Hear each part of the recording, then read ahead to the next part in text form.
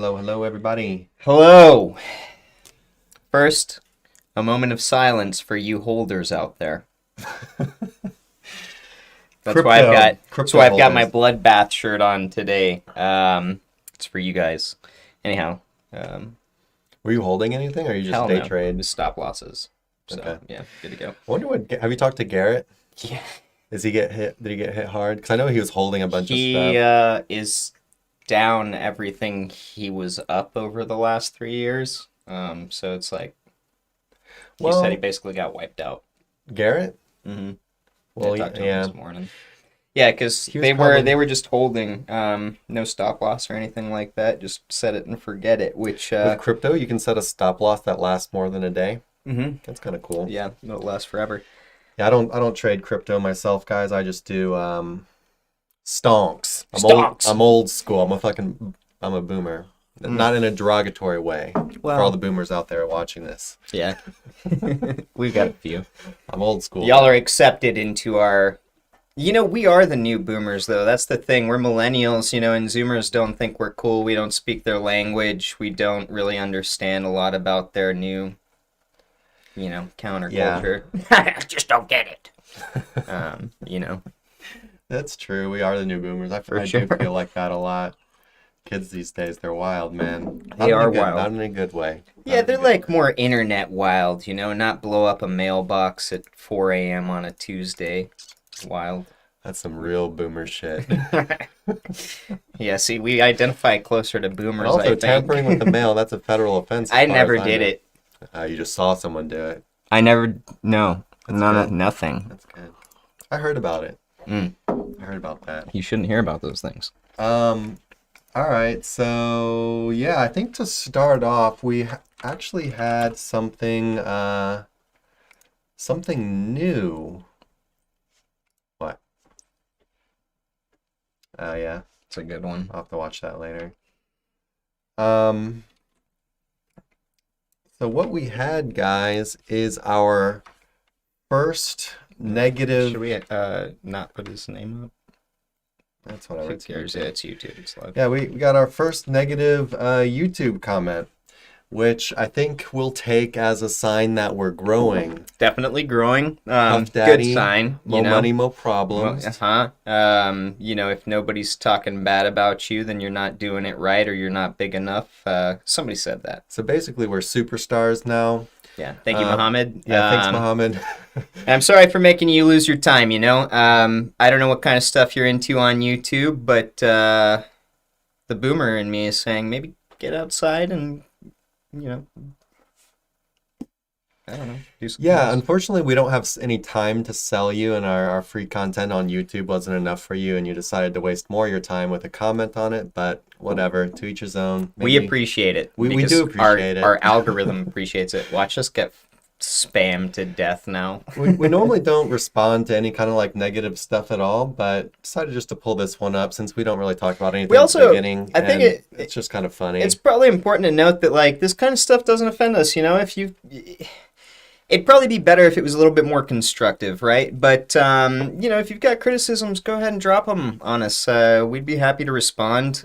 We stand by the stuff that we try and teach you. If we're ever, wrong about it, we are the first to admit it. So, For example, our... Content Full Paint, which is... LCP one of our more popular videos. We made it, right? And it was on live feed. We didn't quite know the answer, and so we went on a different tangent. But we even said we don't really know. Yeah. And we were looking at it on live feed. We rank for a lot of stuff, but that one's got a lot of... That one hasn't even... A lot of down likes. That one's got dislikes, understandably. Yeah. But... Because we don't answer the question. No one even left a negative comment on that one. Yeah, no negative comments, yeah. And this one was on a PBN video, which you're talking mainly... And that's like your ballpark. So PBNs. I'm not really sure what Muhammad was looking for, but PBN client's typically the most difficult client to please out there. Looking for the the Hail Mary. Anyway, like Nick said, if we're new to this. We haven't been doing the YouTube and live stream thing too long. We've been doing the SEO thing a while, but we're new to the live streams and videos stuff. We've been doing 3 months. So if we do something that pisses you off or our video sucks, like let us know why at least, and we'll try to improve so we can give you guys better stuff, right? It's But because I hate Chris's face. I would actually consider, Wearing a mask. I could get some kind of cool mask, maybe a Sir Links-a-Lot theme. Well, yeah, remember the first video I made, or we made, I think was... coif, the metal coif. Yeah, yeah. That wasn't a face cover, though. On, I could just wear them. I could just wear a COVID mask. yeah, that's true. That'd probably offend people, too, though. I don't even... Yeah, we don't know what to do anymore. You know, Being a live personality is difficult business. Very stressful. Very stressful. All right, guys. I think we've BS'd long enough. Let's go ahead and we'll start getting to some of your questions. Like always, drop your questions in the chat or the comments wherever you're watching, and we will eventually get to you. All right, just give me 1 second. All right, let's go ahead and get to Yaniv first. Always bring in the hot questions. Let's see what he's trying to think outside of the box with today. Yaniv brings the questions. We appreciate you. Hey guys, can you explain your method of doing link gap analysis? Would a stronger domain require less links to rank? And if yes, how does that affect the analysis? So link gap analysis is really easy. There's probably more in-depth ways that people do it, but we don't do that. When we're doing link gap analysis, we're looking at it's pretty general, right? And the first thing you look at is you just pull up the competitor sites one by one in Ahrefs, and you look how many referring domains they have. That's the number one thing I really look at, right? And then you can go and you can look at the quality of their links. You can actually, click on backlinks on the left side in Ahrefs. And I guess we could do an example for you guys just to kind of walk you through it a little bit. Give me 1 second. Get logged in. What niche are we looking at today? Let's go with... We're not doing dog. We always do dog toys. dog toys. Let's do like gosh, why is it so hard? The routers or something. I'm looking around the room like best camera. Best router for house. Nice. Okay.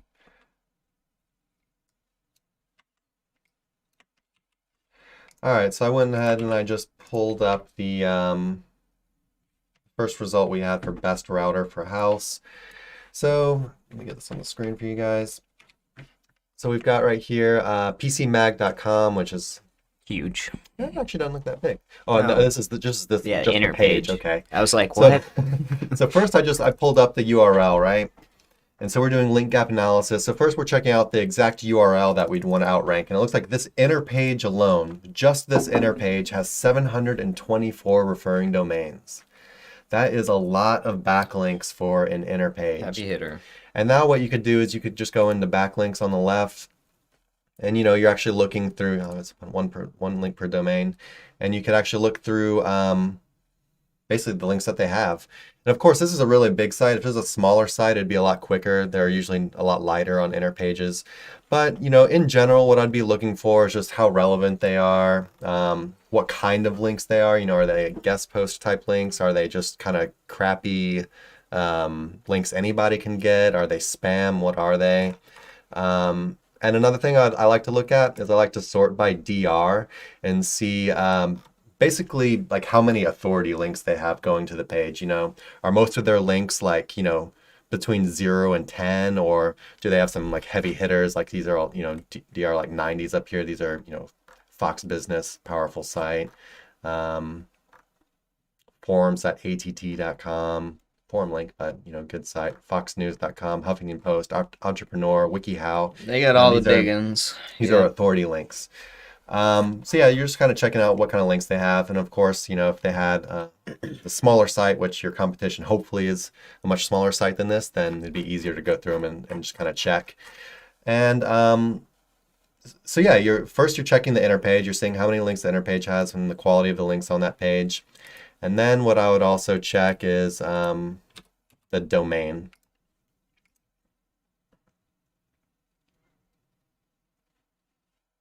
This is probably going to take a long time to load because it's such a massive site. But anyway, you're checking the individual URL, and you're also checking the domain. How many links does the page have? How good are the links? How many links does the domain have? How good are the links?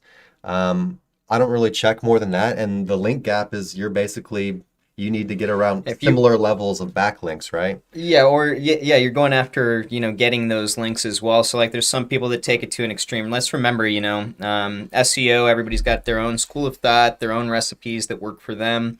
For example, you could go up here, export this entire list to this page. Let's say you do have a really big site. You could do the same thing with yours. You'd have those, and then you could, check for duplicates and list, and you'd have a list of domains that you are not on, that your competitor is on. And you could bridge the gap by reaching out to all those sites or seeing if you can get links on them. Is that something that we do? Like we said earlier, no, we don't. We take a broader perspective to this. I'm literally just going to do this probably in 5-10 minutes, and then I'm not really going to worry about whether I can get the same links as them or not. My intention is just going to be to going into this SERP or niche, I'm going to do competitive research and see, does it look like it'd be something worthwhile and cost effective? And if so, then I'd be trying to figure out a budget range based on a time frame that I'd like to get up there in, using realistic ideas based on, the history of stuff we've done in SEO. And then I would just budget for a monthly link building campaign to that page with the expectation that I can manage that monthly budget based on what my competition looks like and how long I think it's going to take to get there. But that might sound more complex than it is, but literally, I'm spending 5 to 10 minutes on this, really. Yeah, so there might be people that go more in depth with this kind of stuff. And the name sounds kind of technical, link gap analysis, but I think that's like half of it. It's like, what can we call this to make a course out of it?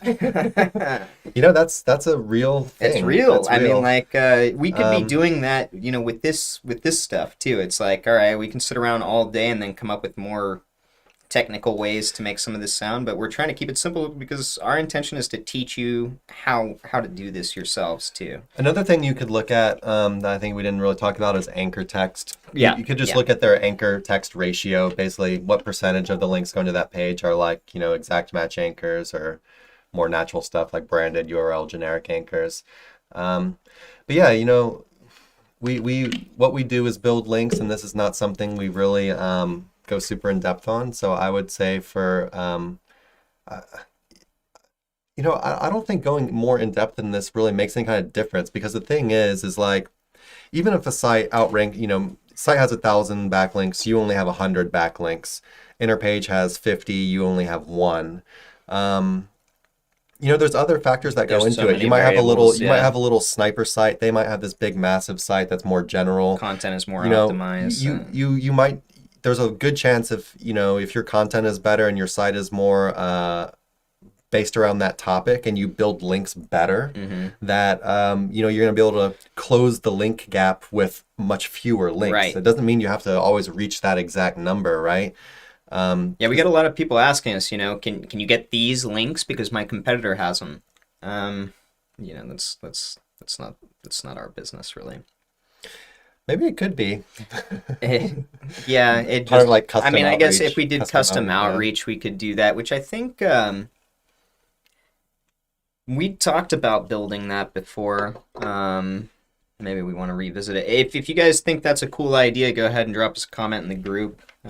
See if you can stir the pot a little bit. That's another thing. If you guys and girls have ideas about types of things you'd like us to talk about, types of products that you'd have interest in us building out for you, please let us know. We're always working for you. Literally, we don't we don't pay ourselves out very much. We literally roll everything back into the development of this company. So follow-up question, he says, similar DR for links as well.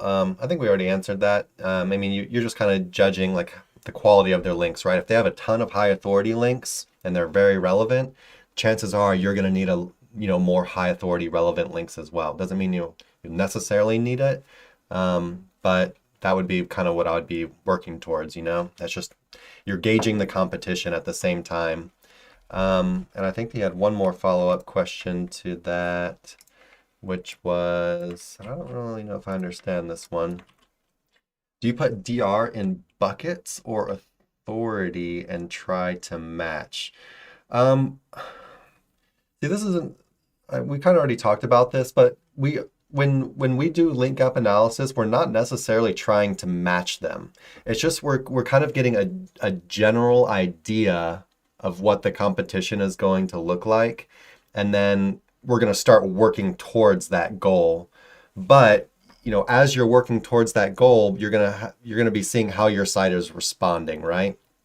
And if it's responding, but so let's say you basically build half the amount of links that they have, so you close the link gap halfway, and you're still not passing them. Well, you have a very good indication of they still have double my backlinks. So you still have a very good indication of you kind of still need to keep going in that direction. I wouldn't think about it so like literally, like you don't need to match, you don't have to be exact. You're kind of just, that's the kind of like the goal in the background that you're working towards. And then, yeah, you work towards it and you just see how things are responding, and you kind of, you have to be a little bit more fluid, I think. Just, but you can keep that in the back of your mind if that's what the goal is. Hopefully that makes sense for you, Yaniv. Anything else to add? Mm-mm.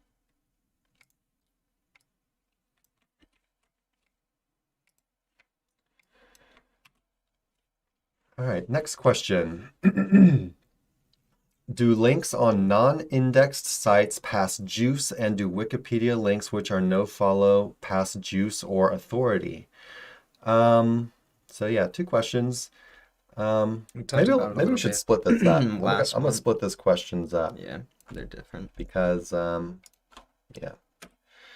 Do links on non-indexed sites pass juice? This is an interesting one. Yeah, we talked about it last week.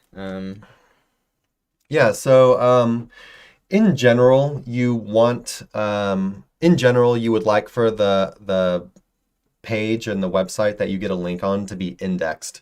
Maybe it's a new guest post, maybe it's a new Pbn link. If it's a niche edit, it'll probably hopefully already be indexed. But yeah, of course, if it's a new URL, it might take a little bit time to get indexed depending on what kind of site it's on. And yeah, in general, you do want them to be indexed. But yeah, I mean, so I would say if it's like a real website, like someone's like blog or an actual website, about some kind of topic or whatever, I would say you'd want it to be indexed.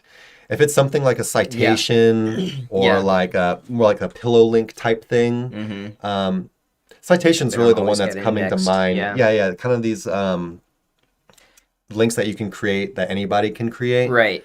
Google might not index that. And I wouldn't worry about it too much, because that's kind of how they roll with that kind of stuff. Remember, like they store this data, right? So if they've got 10 billion Yelp reviews that nobody's going to see or look for, they might not index that because it doesn't bring value to the end user who's searching for stuff. Yeah, they're just increasing every day, thousands, hundreds, maybe even millions a day. It's not worthwhile. However, that doesn't mean that a Google bot hasn't crawled that particular listing and then cataloged it in some way, shape, or form. Now, can I prove that to you? Not any more than anybody else can. But there's a lot of people who've been doing SEO for a long period of time, and the discussion and consensus seems to be that, there are particular assets that aren't going to get indexed. But like Chris said, if it's an authority value, and so here's where I want to maybe break things down. You're not always using backlinks exclusively for juice. whenever I hear people talk about juice, I imagine this made up level of power that can be sent from one backlink to another asset, right? What what I think gets what I think is bad about that is it's not all about power and brute force in SEO. It's about building a well-rounded picture. And so sometimes things that you may, consider inconsequential from a historical last 10-year, SEO model, which is, oh, no follow links aren't going to pass any juice. Well, yeah, you can consider juice as like this type of muscle entity, but you can also consider painting the bigger picture, meaning having a variance in the style of links to pack its own punch, and be extremely necessary in getting your website to rank, etc. So, be careful when you're considering passing juice all the time, because I think you'll come to find that a lot of people then focus on that, and instead of worrying about building a more solid, well-rounded link profile, they're focused on, well, this is a waste of money because it doesn't pass any juice, but it does something else, right?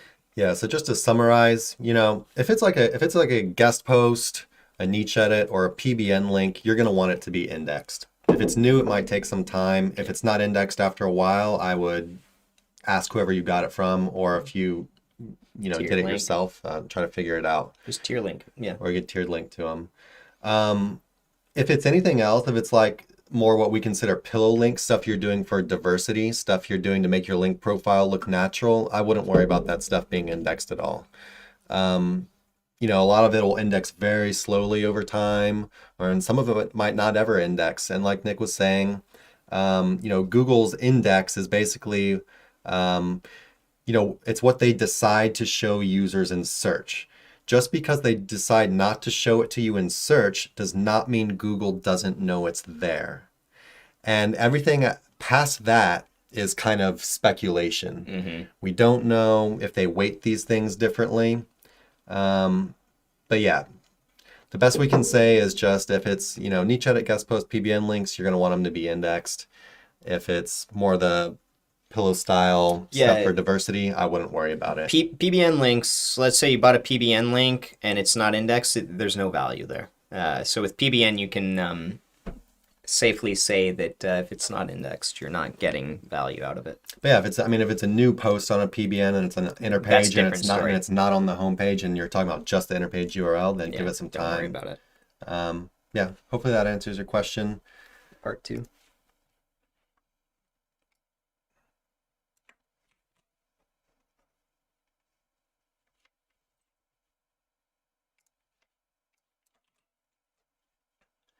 Do Wikipedia links, which are no-follow, pass juice and authority? So yeah, kind of like two-part question. In a perfect world, you'd want, it to be a do-follow link. We think do-follow links are better, but that doesn't mean that you can't get a Wikipedia do-follow. Well, just links in general. You'd kind of want them to be do-follow. You'd want some no-follow links, because natural sites get no-follow links, so it's kind of like part of the whole diversity concept, right? Backlink diversity. Your site would look very unnatural if it had only do-follow links. It'd be kind of strange. So yeah, there's debate on this as well, as far as like how much do no-follow links actually do help and whatever.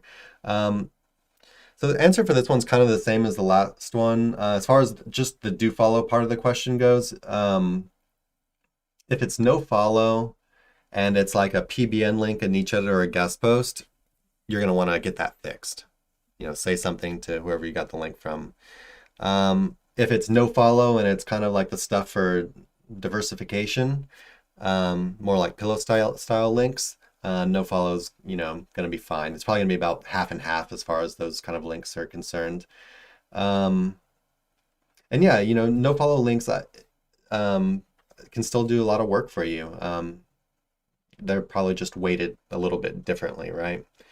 As far as Wikipedia links alone go, I would say Wikipedia links are good for you. But it's actually not something that I mess around with a ton. There's a so like Chris said, this goes into the previous question a little bit.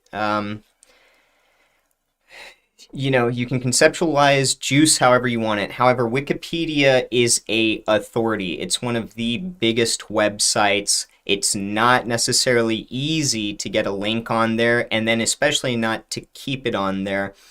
There's some people that practice a little bit more nefarious routes to getting those links, but or buying expired domains with links there, etc. But from an authority perspective, right? Because at Sir Links a lot, we practice or we preach three things, right? Authority, power, and relevance. Okay, with that medley, you're painting a bigger picture. Wikipedia is, again, one of the biggest websites that you can get a backlink on. It's widely used, and so even though it's a no-follow link, the relevance and authority that's going to pass to your asset is definitely going to help it look more credible to a Google or just any kind of crawler, right? Yeah. In my opinion, Wikipedia used to be a little bit easier to manipulate, but not. I mean, you can still have a page made, etc. It's just like it's a little more complex than just creating a citation, and so therefore, that produces a little bit of exclusivity as well. So if you can get a Wikipedia link, get it. Yeah, I think it's going to help you That's another tremendously. good kind of concept. Usually the harder the link is to get, Yeah. in general, not always, but in general, the harder the link is to get, the better it's going to be for you, right? So, Wikipedia links, and like Nick said, it's a very authoritative website. They're a little bit harder to get, or a lot harder to get than some of the more natural kind of no-follow pillow type links that you can get. So it's definitely, I would say, would pass some juice and authority. It is no follow, so that might kind of be knocked down a little bit, but yeah, I mean, you take that into consideration when you're getting it, right? And realize that you're still going to have to build a bunch of other do follow links. When talking about no follow, do follow too, you have to imagine like when this all came to be. I don't know when they started using those tags, right? To differentiate what's the purpose, whether the author wants to pass this like juice, from an SEO perspective to the asset it's linking to. But this did start a long while ago. We've had a lot of different shifts in how Google algorithm works over time, right? I think to dismiss no-follow links as if it was 10 years ago is a huge mistake at this point in time. Especially if it's something from a very legit website like Wikipedia or something that, like Chris said, is more exclusive. But yeah, just to summarize again, if it's a huge authoritative site like Wikipedia and it's no follow, it's still going to be great for you. Even if it's not like, Wikipedia, but it's just kind of something like citations or some kind of, niche directory, or maybe even it's like a very specific kind of like forum, or maybe it's actually a really good blog comment on a blog post that's really ranking well, and it's not it's not spammed out. It's a real good blog comment, stuff like that. All of those are usually going to be no follow links, but they can still do really good stuff for you. You just have to realize it is a no follow link, and it's just part. It's one more thing you're throwing in the pile, right? You just keep going, and you'll just maybe not want to pay as much for these types of things. Although, you consider it's like, I think Huffington Post and a bunch of those, journalistic type places have switched to no follow over the years too. Still definitely. But again, do you think Google crawlers are going over that going, oh, shoot, Huffington Post is using a no follow tag here. Guess it means you just won't count it. It's just not the way it's going to work. Google is all about data. They are all about sourcing data. It's all getting factored in. It's a big summary. No follow in general, not quite as good, can still be very good for you. And yeah, if it's something like a PBN link, a guest post link, or a niche edit link, I would you don't want it to be no follow. You're paying for a do follow link from a real website, right? But other than that, it's kind of open to. I mean, they're good for you. All right. Let's see.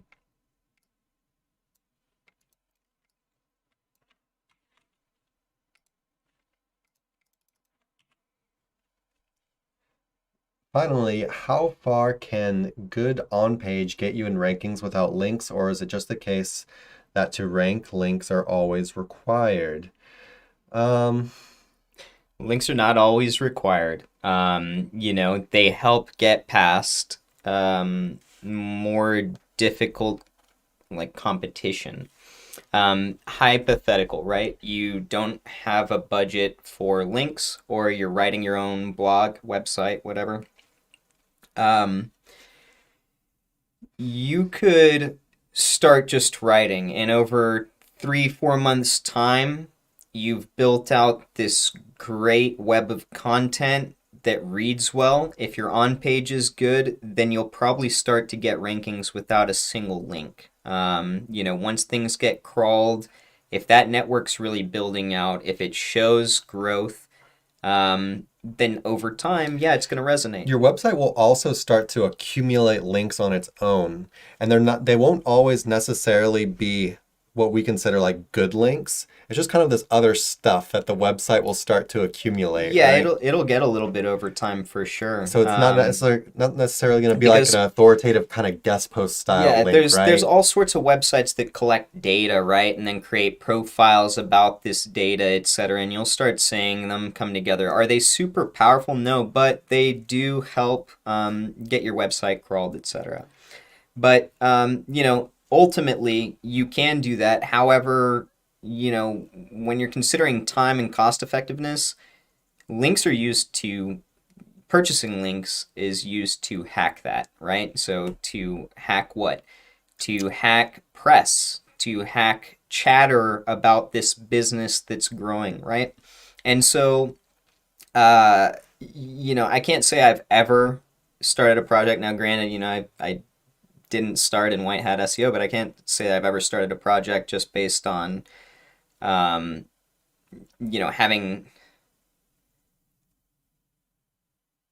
no intention of linking, really. I know, right? Yeah. It's just like, I don't feel like wasting my time. Yeah. Okay? Yeah, the only one we haven't done that with is Sir Linkslot. Like, I'm not going to build a massive affiliate site and not build links to it. I'm not going to wait for months and months and months and months and months and hope, fingers crossed, that people are going to start linking to it, and that it's somehow magically going to rank above the competition that has more, significantly more links than zero. Now, if it's a local site or something like that, and you actually check your competition in a small metro, and like they've got like almost no links, then you might actually be able to muscle them out just by using more content or better written content. Yeah, right? So if it's a very low competition affiliate thing, or if it's a low competition local site, those are like your entry points to being able to get in just with the power of content and on-page SEO. And you might not think of stuff like citations as a link, but if it's a local website, you need citations. Those are links. If you're on a limited budget, hypothetical, and you're wondering, can I like just start building out a website and will it eventually like get somewhere? The answer is yeah. Yeah, it will, so long as you're doing it well, you're not doing anything spammy, you actually care about what you're doing. But the place you'll want to start with that, if you want success and optimization, is a good on-page, yes, absolutely, but good on-page from a perspective of excellent keyword research. Keyword research is going to be your foundation. And so if you're finding a bunch of easy access points that you can write content about, that you can optimize for, if you're doing perfect everything, then your chances of success, so long as it's low competition, are probably pretty decent. Yeah, and just to give you a little bit more of a concise answer, if your competition is not what you would consider low, the sites have more than 20, 50 referring domains, something like that, I would not expect to ever beat them without backlinks. Um, it, I just can't really see it happening. Yeah, I don't know. Somebody would some super data nerd would have to gather like top 100,000 SERPs and then break them down and show us whether that is really accessible. I would think with because like just from a homepage perspective, never mind trying to optimize links to an inner page, right?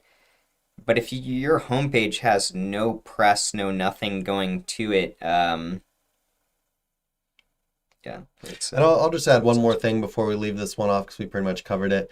But there's a good amount of guru marketing out there that's like, hey, I ranked this website in whatever niche with 1,000 search volume term with no backlinks. But you know what they did do? They made some awesome content and they marketed it. And what they got by marketing the content was backlinks from other websites.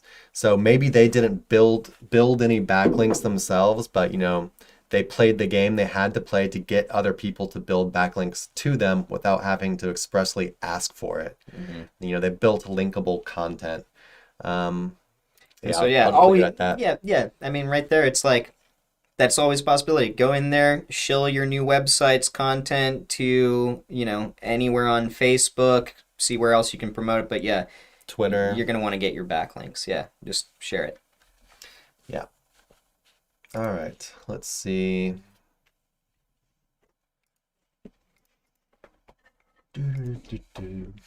Okay, let's go ahead and grab a question from over here.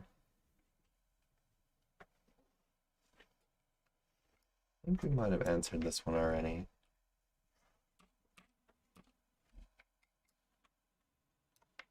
Let's look at this one.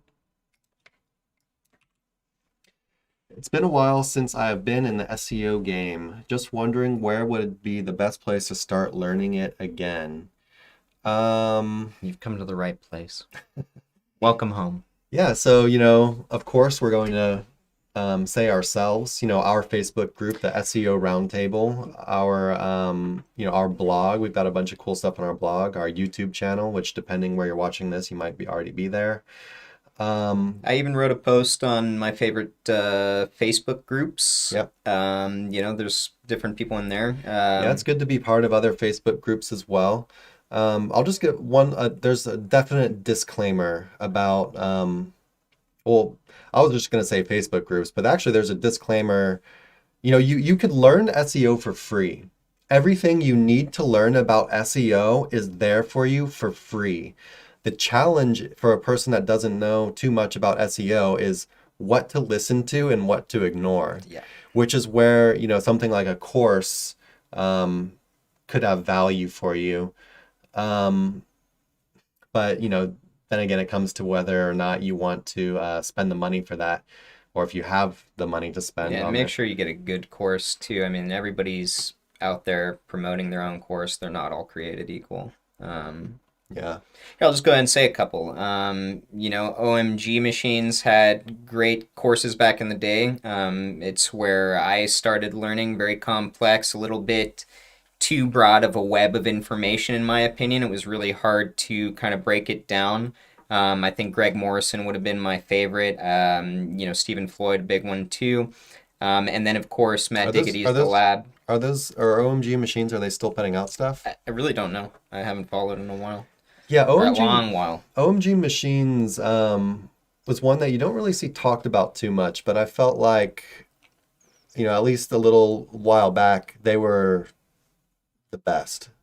I out of all the courses that I've ever watched, I learned more from them, but I also had to search harder through their content to find the golden nuggets. That was true. So, I mean, like, do you remember the first time, like, opening any of that up? It was like, what are some of these videos? They're talking about, like, really obscure stuff. Yeah, it was a complete mess. But that's why I like Greg Morrison. If you had the time, Greg was kind of... He was just I'm a simple guy, and this is how I do SEO. And I was Steven, like, I'm a simple guy, too. Steven was good for local SEO. Too. But Greg was like the guy who... He went out there a little bit. He was a I little. felt like my foundation was kind of started there. Mm-hmm. It was from like watching Greg, and listening to his like Q&A videos and Yeah, just lots of random stuff. he's just said it how it was. He like He didn't put PBNs. any airs on. That's something you guys should, guys and gals should look at. When you're looking for a guru, or like when you're looking for people to help your education, not just in SEO but in anything, do they have like a kind heart? Like, is their ideology based on actually just wanting to help you? Because the truth is, if you're really good at SEO and you build a course, that's not going to be your main revenue stream. If you know how to do SEO is going to probably be your bigger revenue stream over the courses. The courses are just like, it's a way for like a little extra cash or maybe to pay off your hard work. Right. But if it's more so people exclusively always shilling like a course or different courses for these microscopic kind of ideas in SEO, I think their intention and their business model is more about selling courses than it is about teaching SEO. You should be able to get into these groups where these people are talking about these courses, etc. And you should be able to ask questions, feel welcomed, and see if there's like, this kind of open-heartedness in the community. Are people willing to help? Or is this more about something else, like a kind of power play? All our stuff's up for free. You can comment and say you hate it, like Muhammad did earlier, and that's fine, but it's free. I'm not here trying to say, I'm gonna make you a millionaire next year. But we might. Yeah, we might. But honestly, based on what I've seen over, my 5-6 years in SEO, chances of success are probably about like 2 to 3% of you are really going to do well over time. It's kind of like trading, right? There's a ton of hype around the industry because you can do it from home. Anyone can do it. But most people who start it fail it because they don't stick with it. They get fed the wrong information. They invest in crappy courses with people who are just making money. And yeah, they never, maybe they whatever happened, there's lots of ways you can fall off the path in SEO when you're learning. As far as courses go, the only two that I'm really even comfortable saying would be OMG Machines or Matt Diggity. Mm-hmm. Those are both paid courses, and Diggity's is probably a bit more simple, maybe and straightforward. Yeah, Mm-hmm. I can't really say too much about that one. I just know. Probably be a better starting point, stuff. Quite honestly, than like something like OMG. OMG Well, is like, it depends if you've they've got a revamped giant bag of books and you're going to this college where you don't know where your course is at. No, it's like you're going to your grandma's house, but your grandma's a hoarder. Yeah. And she has closets of books stacked what everywhere. What am I going to read today? But yeah, OMG Machines, Diggity, as far as courses go. We would love to help you learn SEO as well, but we don't actually sell a course. Everything we offer is for free. So you can check all of our stuff. And yeah, Facebook groups as well. I would say definitely join the Facebook groups. You just have to, especially when you're just learning, just sit back and like just try to get a feel for everything. And if you ever have like a question about something you see in another group, come ask us in our group, and we'll try to give you like our no BS, no spin kind of answer, right? Hopefully you guys kind of get that vibe from us by now at this point. We're not trying to make money selling courses or anything. We do sell backlinks, so of course, we're going to say our services are good, but we actually believe our services are really good. Yeah. But anyways, as far as learning SEO, you don't have to buy our backlinks. You can come just ask us a million questions and we'll eventually answer them, right? It's just part of what we do, part of what we've decided we do. But yeah, definitely join the Facebook groups. It's probably your best free learning resources. There's just a ton of people who are very loud and have no idea what they're talking about. So kind of try to get a feel for the people who do know what they're talking about, people with experience, people with answers that can back up their small little claims. Don't always follow the sensational, like the hype around something or the fear about something. Yeah, you just have to be a little bit careful. But Facebook groups are a great way for seeing a lot of new information, including our own. Mm-hmm. Couple discrepancies, I would say, before we leave this question. Don't put all your eggs in one basket. There is no one philosophy to rule all SEO, all SERPs. The same as if you're going to college or something, you're going to have multiple professors.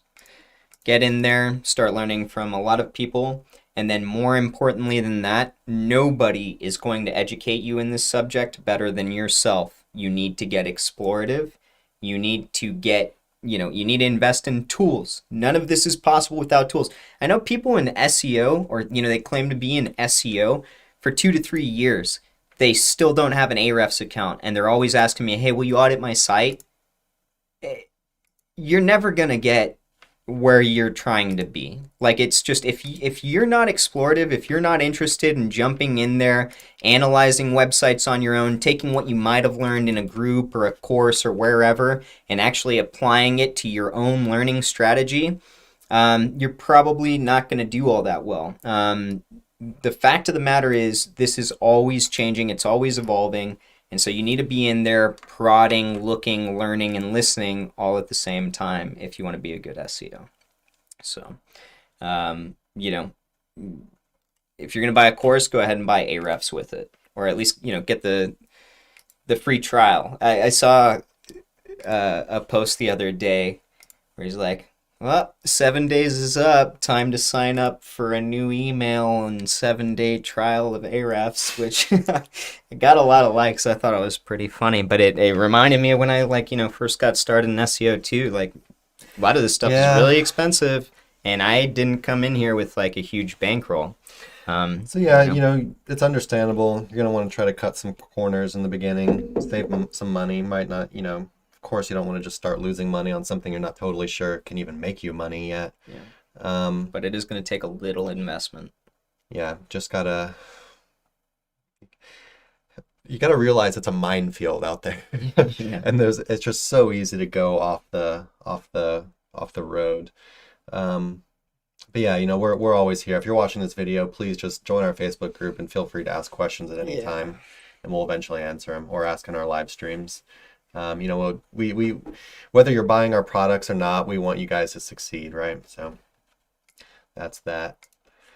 All right, let's see what's next.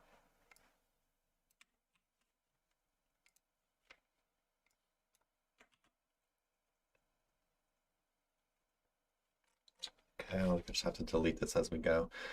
Looking to hear from you regarding how you approach H1 heading tags, or what are the best practices for SEO? The reason I'm asking is because I just read a newly published article in Search Engine Journal. Well, there's your first mistake. Don't read Search Engine Journal. Read it with a grain of salt. Yeah. The major SEO publications they're good for some news, if there's something new that actually happened, but I would never learn how to do SEO from these places. What's a good analogy to that? For that, never listen. Or a comparison. I was about to go with government, but something simple.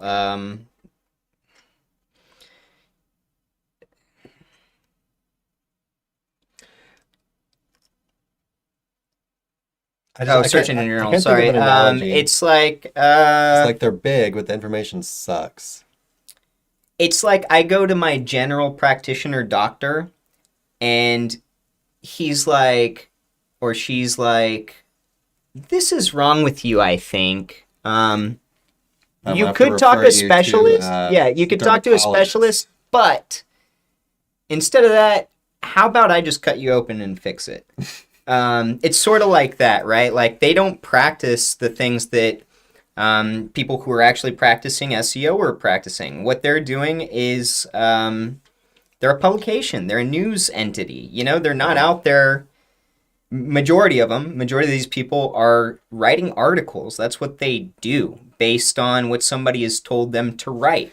So we're not looking at people who are out there prodding and experimenting on these variables and then writing what they learn about them. It's just not the case. Anyways, don't read the big SEO publications as far as how to do SEO. Just look at them if you're trying to see news, Google rolled something out or whatever. But even look at that stuff with a grain of salt. They are a profit-driven news publication. They have financial motives to post certain kinds of content. So just be aware of that. on the article, it said you can have as many H1s as you want. Okay, so that's true. You can have as many H1s as you want. Not having an H1 heading tag won't hurt your rankings. Page title can match H1 tags. H1 is not more important than H2. Thoughts? So I guess we can just go one by really one. just don't like this. I'm Yeah. like, whoa. All right, here's what we do. One H1 tag, Yeah. many H2 tags. If it's a really long article, H3 tags. You can break that down further. Yeah, I normally don't go farther than H3. Most of the articles we write are, it would be like H1 and then it's broken up into H2s. In some articles we'll have some H3s to break it up a little further, but normally it's just the H1, one H1, and then some H2s. But yeah, it's going to depend on your article length and how segmented the article is. Yeah. And if you go into a ranking page and then start messing with the title tags, you'll typically see fluctuations. Now, is it true that you... Wait, which one are you on? You're still on the first one? I'm just randomly going through it. We'll just go one at a time. Okay, all right. So can you have as many H1 as you want? You could add more. I've seen people do have 2 or 3 of them. I don't do that still. I feel like someone like that would be trying to add more H1s is someone that really doesn't want to spend money in SEO and they're trying to or they're figure trying out to some build a new way. a page this long about just it's overblown, right?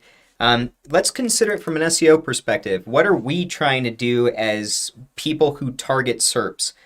We're trying to target these SERPs, so we're trying to be very concise with the information we're giving.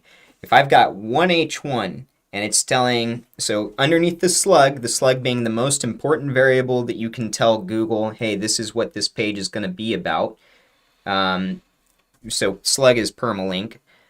So .com / whatever you're going to title that. Then you've got your H1. Hey, here is the call to action of the page. Here's what it's going to be about. It's typically broader. And then I've got H2 subheadings under there, or H2, H3s, maybe H4s, whatever you want to do. To me, that looks like a more targeted kind of page, right? Like we're going after one specific thing. Typically, when you see multiple H1s, you're seeing more of this essay writing type technique that comes from people who aren't very technical on the SEO side, who are really just trying to write large bits of information. Now, can you rank stuff like that? Yeah, you can. But say the most important thing, Google uses H tags to kind of try to figure out your content, right? There are ways of showing Google what the sections of your content are about and how it all fits together, which sections are more important or the broader kind of things or whatever. So you should use them appropriately. Best practice is to have one H1. You can have more, and I would say it probably won't have that big of a difference, but I would say best practice would be just to have the one. Yeah. Next up, it says not having an H1 heading tag won't hurt your rankings. Again, best practice would be to have one. Will having one or not having one hurt you or not? I could see it not hurting you that much. I could also see it helping you a good amount. It's just going to kind of depend on your circumstances. Again, best practice would be to have one. Normally when you go to a page on the website, there's an H1 at the top that's telling you kind of like what the page is about. So that's what you should use your H1 for. Anything to add on that one? Mm-mm. Page title can match H1 tags. Yeah, your page title can match your H1 tags. What I will say is that's lazy. And it would be better just to change things up a little bit. You can change the keywords you use slightly to get more uses of your big keywords in important spots. For example, like guest posts. If our guest post page, one of our big keywords would be like buy guest posts. One of the other ones would be like guest posting service, guest post service. These are all slight variations. So your H1 tag and your title tag. These can actually be the same if you want. I just think it's lazy and it's better to vary them up a little bit. And it's also good not to repeat. So for example, your H1 tag, if you have the same exact H1 tag, title tag, and inner page URL, I would stay away from that. You're getting into like over optimization territory. You could be okay, but you might end up getting over optimized and it might hurt you a little bit. So yeah, it can be the same, but I just think it's kind of lazy. Switch it up a little bit. Yeah, that's it. Next, H1 is not more important than H2's. No, I would say H1 is more important than H2's as far as Google understanding what a much larger section of content is about, right? And in general, if you're following best practices, H1, you have one H1, so your whole article is about this. So as far as the whole article, Google understanding what the whole article is about and ranking that article appropriately, I would say H1 is more important than H2. I just feel like this is something that doesn't really need to be overthought. There's best practices in place here, and I feel like this article is just trying to challenge them. It's kind of clickbaity in a way. Well, and then if you look at it, it's like on page is something people have done a lot of research on. There is hardline data that you can get online, look for, and then read extensive, experiments, journal entries, whatever, about people doing this. And there is a best practice for on-page optimization. The things that are being spouted here, I would say, are not best practices. And so therefore, it's not something really worthwhile to consider. If you look at data and it says, here's what typically does best, there are variations of what's going on. There's not, again, one way to do it that's perfect. But there are best practices. Then you'd want to do best practices, to contemplate this kind of stuff too much. Can you rank without an H1, etc.? It's probably possible, but would it make, what do you think Google would prefer? A website that is optimized for these things, or a website that's kind of what I would say here is kind of haphazardly thrown together? Same amount of links, whatever. My bet is the on-page optimized site is going to do far better because it reads better. It's all of this is about organizing, right? Googlebots are cataloging information. They love organization. On-page factors are about organization. Just want to add with stuff like this, I feel like a lot of people, especially newer to SEO, they're trying to be like on the cutting edge. Like you don't want to try to be on the cutting edge when you're, especially when you're new, unless you have a ton of, until you have like a bunch of websites and you're getting lots of data and you have lots of experience with what's working, what's not working, and you have different ways to measure this yourself and do some, testing or whatever. You don't need to try to be on the cutting edge. So when an article like this comes out and they're challenging things that are just kind of like mainstream, they're challenging mainstream thought of something that's not even really that important. It's not something you need to waste your time on, and I wouldn't mess around with it. I would just follow best practice. Best practice hasn't changed, even though some writer on Search Engine Journal decided to write a kind of clickbaity article on H tags. You don't need to try to be on the cutting edge, especially with stuff like this. If there's like a big change that happens, everyone is going to be talking about it, and something massive might change, like during an algo update or something. And at that point, but even then, you're not even going to be on the cutting edge. You're going to be following the mainstream to what the new kind of consensus is, right? Mm-hmm. But yeah, as far as this goes, this is not anyone's consensus. Just follow the tried and true, and you'll do, I think, better than trying to kind of chase stuff like this. Anything else to add? No. All right. Let's see what's next. I think we only got time for like 1 or 2 more questions. Yeah, we can do like one more. Okay. Let's see. What am I looking for? Oh, here we go.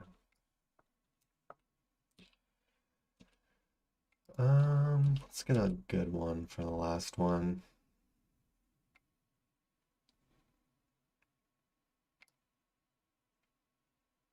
How about this one? Sure.